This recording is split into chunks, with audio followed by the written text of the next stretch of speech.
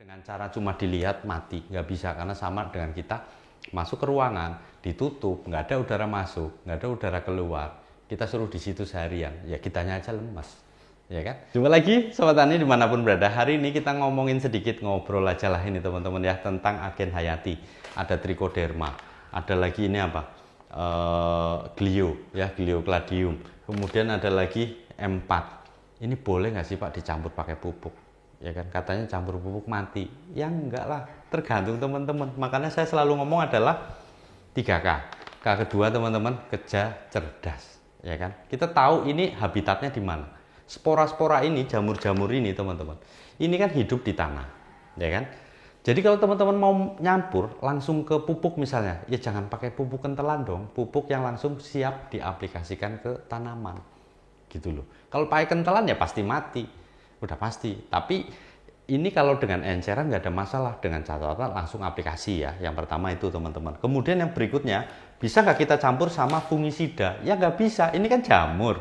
Teman-teman campur pakai fungisida, ya mati, ya kan? Fungisida itu anti jamur, sedangkan dia ini jamur, berarti fungisida untuk bunuh ini. Jadi ya nggak bisa kita campur, udah pasti nggak bisa dengan fungisida. Dengan insek gimana, bisa nggak? Oh, dengan insek berarti masih bisa. Tapi untuk apa kita mencampur ini dengan insek? Apa tujuannya gitu loh? Kenapa? Karena jamur ini habitatnya di mana? Di tanah. Berarti kita ya harus aplikasi ke tanah aja, ngapain kita semprot-semprot? Makanya kita selalu bilang, trichoderma teman-teman bisa kocor di bedengan waktu buka lahan. Atau campur M4. Nanti antagonis nggak Om? Enggak guys, langsung aja sikat. Nggak ada masalah, dengan catatan langsung diaplikasi. Ya kan? Nah kemudian misalnya trichoderma itu campur anfus, masalah nggak? Kita udah selalu bilang anfus ini untuk semai, teman-teman, trichoderma untuk kocor. Ya, jadi boleh anfus, trichoderma, kemudian M4, udah ada tanaman, udah besar pun kita mau kocor ini nggak ada masalah. Kenapa? Ya pasti ada penambat nitrogen, ada pelarut fosfat di sini, itu akan bantu maksimalin pupuk-pupuk yang kita kocor, teman-teman. Ya, nah ini sebenarnya gimana sih? Yuk kita bahas lengkap. Teman-teman yang belum subscribe, subscribe dulu. Yang udah subscribe terima kasih, teman-teman luar biasa.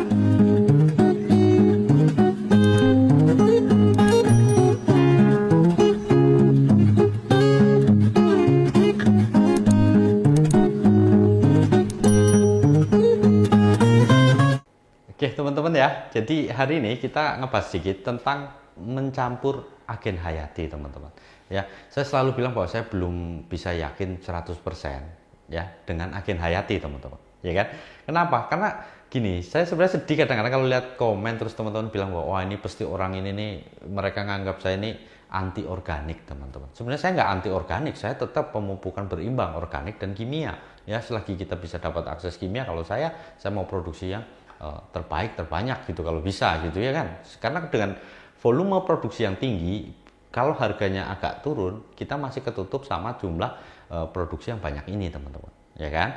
Jadi saya nggak alergi organik, cuma kadang-kadang Om itu dicampur NPK bisa nggak agen hayati, ya kan? Ya bisa sebenarnya gitu loh. Cuma katanya kalau dicampur nggak bisa Om, mati katanya. Nah ini gini teman-teman, kalau agen hayati atau agen hayati ini kan hitungannya adalah jamur ya, spora ya, cendawan gitu ya. Tapi yang punya sifat menguntungkan untuk tanaman teman-teman, ya kan. Sedangkan yang kayak fusarium, ya kan, layu bakteri, ya itu kan yang tidak menguntungkan untuk tanaman, jadinya penyakit nantinya. Nah kalau mereka kan sama-sama, berarti sama-sama makhluk hidup di dalam tanah tinggalnya, ya kan. Tapi yang menguntungkan itu menyehatkan tanaman, yang merugikan itu bikin tanaman kita rusak, sakit dan lain sebagainya, mati, ya kan. Sama-sama, tapi sama-sama makhluk hidup. Nah, kalau kita ngomong dikasih NPK, dicampur NPK mati, kenapa tanah kita kasih pupuk dasar, kita kasih kapur, kita kasih kohe, kita kasih M4, kok fusariumnya masih di situ, ya kan? Nah, kita harus mikir lebih luas gitu loh teman-teman ya. Kenapa masih layu? Kenapa masih busuk?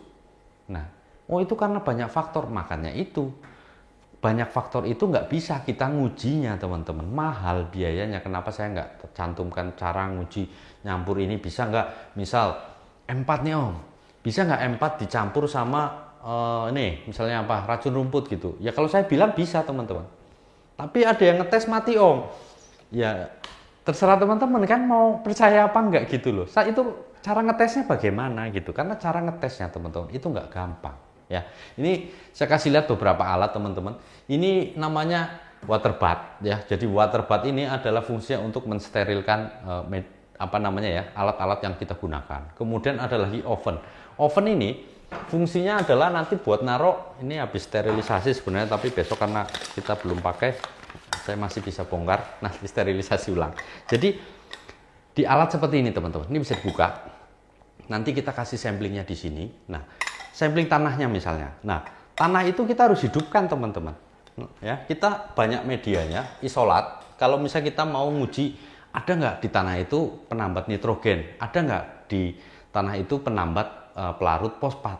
Nah, kita harus pakai media-media begini teman-teman. Dan ini media ini mahal, nggak murah. Makanya saya belum bisa kasih ke teman-teman ini caranya nguji gitu, itu saya belum bisa karena media ini mahal sekali teman-teman. Satu ini lumayan harganya jutaan teman-teman ya. Jadi ada beberapa media yang untuk menghidupkan bakterinya supaya kita tahu bakterinya itu bagaimana responnya gitu loh, mati nggak, ada nggak barangnya di situ. Nah kemudian nanti habis ini kita masukin teman-teman, kita masukin lagi ke alat satu lagi namanya inkubator teman-teman. Nah inkubator ini kayak bayi ya, kalau bayi prematur itu kan dimasukin inkubator supaya apa? Suhunya itu sama dengan suhu ibunya yang mengandung, ya kan? Nah ini juga sama, kita akan sesuaikan suhunya dengan suhu tanah di situ. Kita cek pakai termometer tanah, kemudian kita sesuaikan, tinggal puter-puter aja. Nanti kita masukkan ke dalam, suhunya akan bertahan. Nah ini akan diuji biasa rata-rata. Ya kalau uji di kita 48 jam minimal teman-teman. Jadi nanti kita tahu nih, ada nggak bakterinya di situ, gitu loh, ya kan? Nah kita nggak bisa main langsung hajar campur terus itu, makanya kita perlu apa? Kocor, kemudian habis dikocor dengan obat-obatan fungisida. Misal kita ngomong apa? Fusarium deh, ya. Cara-caranya fusarium kemarin udah saya kasih tahu, H2O2, kemudian dengan apa namanya? Fungisida kita kocor. Nah, setelah kita kocor itu teman-teman, itu mau diambil sampel tanahnya. Ya kan 5 ke sana, 5 ke sini kan. Nah, itu kita ambil. Nah, habis diambil baru nanti kita uji masuk ke sini teman-teman. Mati nggak bakterinya? Ada nggak di situ? Diisolasi ya. Jadi diisolasi supaya kelihatan, oh ini ternyata fusariumnya udah nggak ada gitu loh. Nah, cuma kan prosesnya mahal dan lama teman-teman. Nggak bisa kita cuma sekedar anfus, taruh, digabungin sama pupuk, oh mati berarti nggak bisa dicampur. Nggak seperti itu. Kenapa? Karena tanah itu punya karakter sendiri. Jadi hama apa namanya anfus ini atau trichoderma ini dia bisa lari kan, bisa bertahan di dalam tanah setidaknya dengan lingkungan yang sesuai gitu loh teman. Sama fusarium kenapa juga selalu ada, ya kan? Patek selalu ada. Coba teman-teman, ya kan? Padahal udah disemprot tuh, setiap kali mau buka lahan teman-teman semprot aja rumput.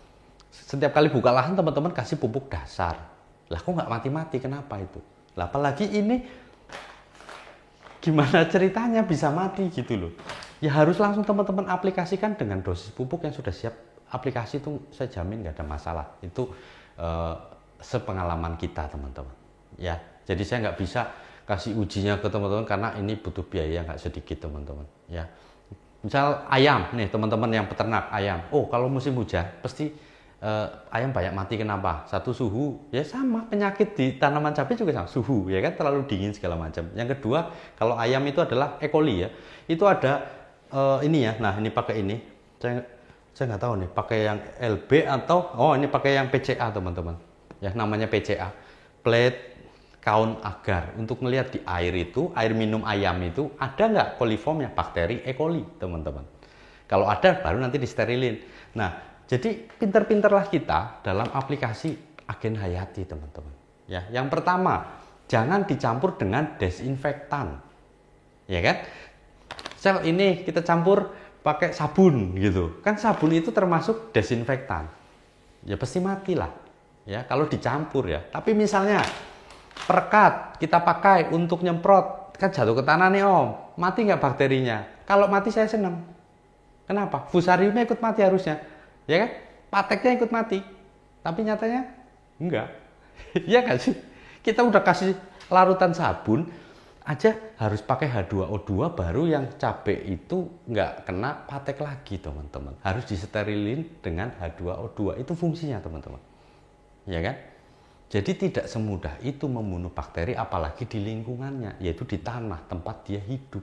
Dia punya kuasa di tanah karena apa? Ya karena dia yang tinggal di situ gitu loh teman-teman. Makanya yang di buah kita semprot H2O2 apa semua pasti nanti kering itu, ya kan? Karena itu bukan wilayah kekuasaannya dari spora-spora ini teman-teman gitu loh. Jadi mohon maaf ke teman-teman, saya nggak bisa kasih ujinya karena biayanya mahal ya. Kemudian apa namanya, kita sudah uji dulu dan kita ada hasilnya, jadi kita bisa coba, oh misal Anfus di media semai itu yang terbaik teman-teman. Kemudian Trichoderma teman-teman bisa kocor dengan larutan pupuk siap, kocor dicampur boleh, ya kan?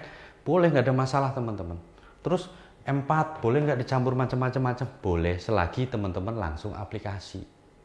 Ya, jadi ini nggak bisa bertahan lama kalau di lingkungan yang tidak sesuai dengan lingkungan dia, yaitu di tanah.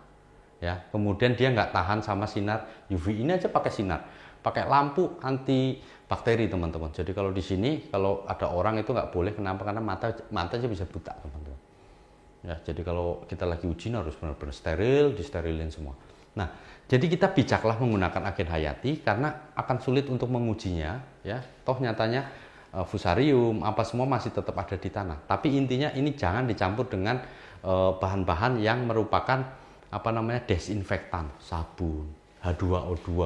Tapi hidup Om sama H2O2? Iya, hidup kalau sudah dicairkan dengan air. Karena begitu dicairkan dengan air, dia akan bereaksi menjadi oksigen, teman-teman.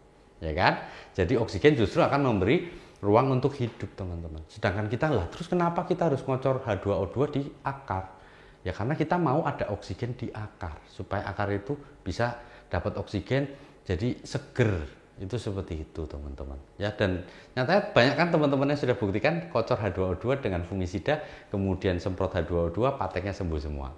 Itu yang ada di kesaksian dari teman-teman ya. Besok kita upload ya yang masalah H2O2 teman-teman. Jadi kita ngujinya gimana ya, tidak dengan cara cuma dilihat mati, nggak bisa, karena sama dengan kita masuk ke ruangan ditutup, nggak ada udara masuk, nggak ada udara keluar, kita suruh di situ seharian, ya kitanya aja lemas, ya kan? Jadi ada caranya sendiri, lingkungannya harus disamakan teman-teman, ya dengan alat-alat begini dan juga dengan media-media seperti ini, ya. Jadi itu dulu teman-teman, ya. Mudah-mudahan bermanfaat. Tetap semangat, jaga mood. Gusti yang berkahi.